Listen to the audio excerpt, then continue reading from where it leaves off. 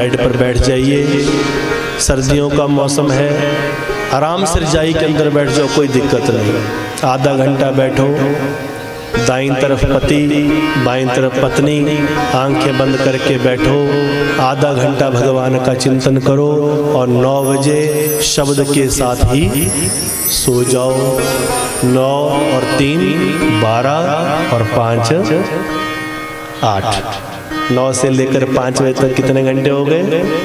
8 घंटे की नींद आप पूरी आराम से लीजिए। जैसे ही आप 5 बजे उठोगे तो जिस शब्द के साथ आप सोए थे ऑटोमेटिकली वो शब्द आपके अंदर चलना शुरू हो जाएगा। गाना सुनते हुए सुनोगे तो 8 घंटे गाने में ही काउंट हो जाएंगे, पूरी रात वो गाने ही दिखते रहेंगे। उल्टे सीधे सीरियल देखते, पिक्चर देख के सोओगे तो वही दिखता रहेगा। जिस चीज के साथ सोओगे 8 घंटे उसी में काउंट होंगे। अगर सोते समय शब्द के साथ सोओगे तो 8 घंटे आपके भक्ति में काउंट होंगे, सोने में नहीं। इसलिए शब्द के साथ सो जाइए, शब्द के साथ उठ जाइए तो परमात्मा मिल जाते हैं। हिरण्याक्ष ने यही तो गलती की कि भगवान के पास रहते थे द्वारपाल, पर भगवान की भक्ति से विमुख हो गए, इसलिए दैत्य बनना पड़ा। आज भगवान सुअर बनकर, सुअर का रूप बनाकर, शुक्र रूप बनाकर आए हैं। हिरण्याक्ष के साथ युद्ध होने लगा, हिरण्याक्ष पहचान नहीं पाए। भगवान ने हिरण्याक्ष की कनपटी पर घुसे का प्रहार किया और हिरण्याक्ष धरती पर गिर जाते हैं। हिरण्याक्ष को मुक्ति का द्वार मिला, परंतु हिरण्यकशिपु उनके भाई ने सोचा, एक भाई को तो पता चल गया ये भगवान, दूसरा क्या सोचे ये श्री हरि हमारे सबसे बड़े शत्रु हैं। ऐसा क्यों सोचा? क्योंकि जिस समय सनकादि महात्माओं ने श्राप दिया, कहा जाओ तुम दोनों भाई मृत सदैव भगवान से दूर रहोगे। दोनों द्वारपालों ने कहा गुरुदेव हमें माफ कर दीजिए, गलती होगी। तो सनकादि महात्माओं ने बोला देखो, संत के मुखारविंद से जो एक बार निकल गया वो होना ही है, पर हाँ एक डिस्काउंट मिल सकता है। अगर भगवान के मित्र बनकर जाओगे, भगवान के भक्त बनकर जाओगे तो 7 जन्म में मुक्ति मिलेगी, और भगवान के शत्रु बनकर जाओगे तो 3 जन्म में ही मुक्ति हो जाएगी। क्या चाहते हो बोलो? हाय हाय हाय, जय विजय बोले। क्या करेंगे हम वो 7 जन्म जीकर जिसमें भगवान से दूर रहना पड़े? 7 जन्म संसार में जाना पड़ेगा, भगवान से दूर रहना पड़ेगा। तू हमें भगवान का शत्रु ही बना दो, पर 3 जन्म में हम भगवान को पा जाए। इस प्रकार उन्होंने दैत्य बनना स्वीकार किया था। हिरण्याक्ष मुक्ति का द्वार पाए, 1 जन्म से मुक्त हो गए। हिरण्यकशिपु ने सोचा ये श्री हरि शत्रु है जिन्होंने मेरे भाई को मारा है। उन्होंने मंदराचल पर्वत पर घोर साधना की, ये कथा आपने सुनी है।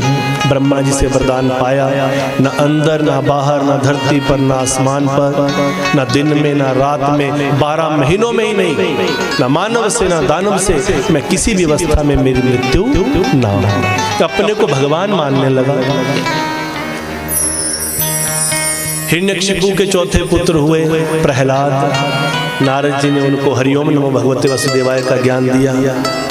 विद्यालय में गए, वहाँ क्लास टीचर जो पढ़ा रहे थे उन्होंने कहा ये हिरण्यकशिपु का साम्राज्य है, यहाँ सब कुछ हिरण्यकशिपु ही देते हैं। सभी मिलकर जोर से कहेंगे हिरण्यकशिपु भगवान की। देखो कितने जोर से आप सबने हिरण्यकशिपु भगवान की जय, हिरण्यकशिपु भगवान की जय कह रहे हैं आप सब। मतलब आप लकीर के फकीर बने हुए हैं। यही वो माया जाल है। ऐसा ही माया जाल छाया था वहां, सबने आपकी तरह कहा, पर प्रहलाद बोले गुरुदेव आप क्या पढ़ा रहे हैं? बोला हिरण्यकशिपु ही भगवान है। गुरुदेव आप गलत कह रहे हैं, हिरण्यकशिपु भी भगवान है। अगर आप ये कहेंगे तो मैं मान लूंगा, परंतु अगर आप ये कहेंगे हिरण्यकशिपु ही भगवान है तो मैं कदापि मानने को तैयार नहीं। ही और भी का अंतर है। जिंदगी में इंसान धोखा कैसे खाता है? हिरण्यकशिपु ने कहा मैं भी भगवान हूं तो पतित हो गए। अगर कहा होता मैं भी भगवान हूं तो बच जाते। क्यों? क्योंकि भगवान सबके बीच में बैठे हैं। भगवान आप में भी हैं, आप में भी हैं, सब में है।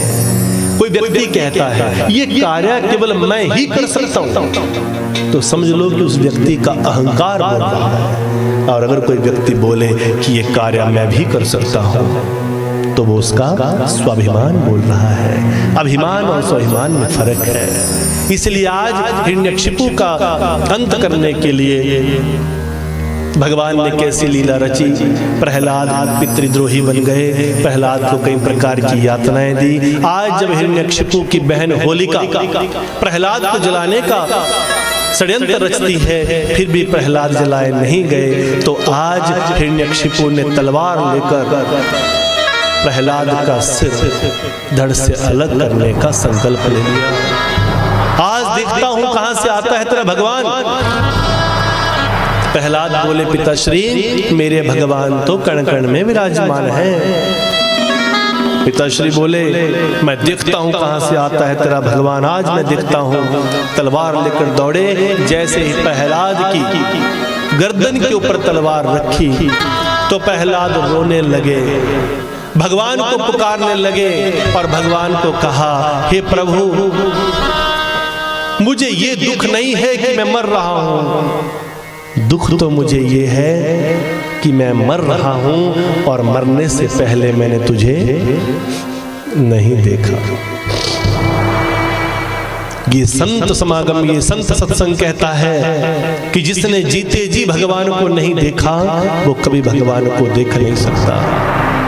धुंधुकारी की कथा में आपने देखा गोकर्ण ने पिंडदान किए थे परंतु धुंधुकारी मुक्त नहीं हुए।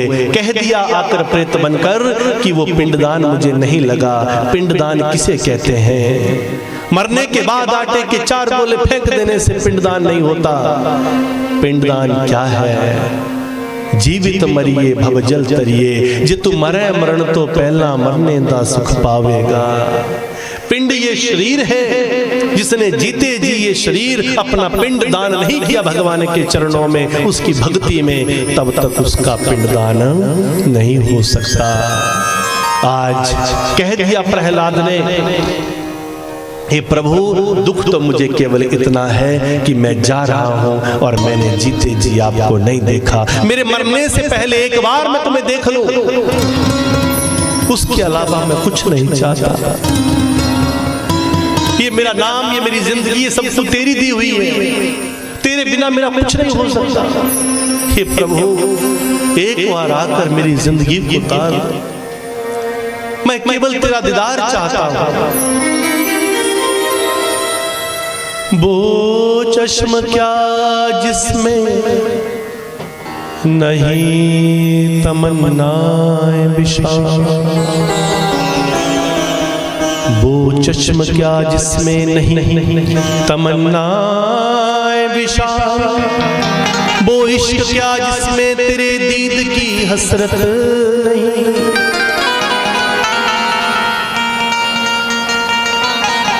मैं जिस दिन भुला दूं तेरा प्यार दिल से, वो दिन आखिरी हो मेरी जिंदगी का। ये आंखें उसी रात हो जाए अंधी, जो तेरे सिवा देखे सपना किसी का।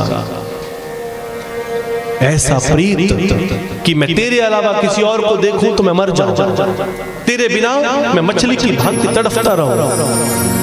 और रो रो कर बिलख बिलख कर कहने लगे, उस भगवान को पुकारने लगे, हे प्रभु आप कब आओगे, हे प्रभु आप कब आओगे। और रो रो कर भगवान से कहते हैं